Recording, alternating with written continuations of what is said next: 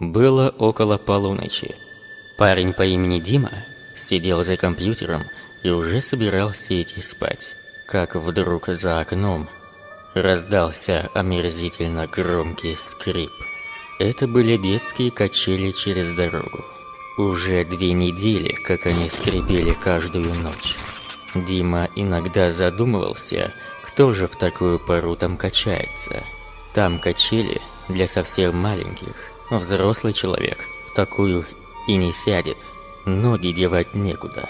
Неужели кто-то в полночь водит ребенка поиграть? Ну хорошо, может быть, человек занятой и хочет уделить внимание своему ребенку.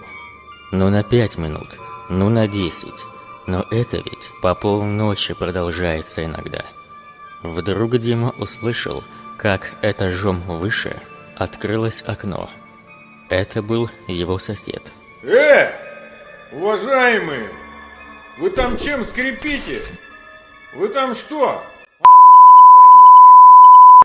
Так я вам сейчас помогу их смазать паяльником. Поздно уже. Кыш отсюда, спать ложитесь. Скрип прекратился, но через некоторое время возобновился и стал каким-то уж совсем мерзким и назойливым. Диме даже показалось, что он слышит в нем истерический смех. Сверху хлопнула входная дверь. Послышались громкие шаги по лестнице. Видимо, сосед решил лично разобраться. Не понравилось такое отношение. А Дима же решил пойти спать.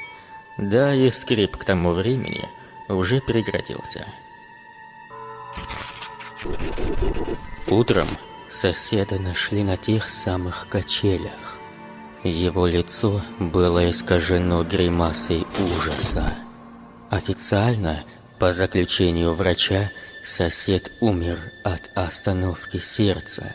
Но что его там напугало до смерти, остается загадкой.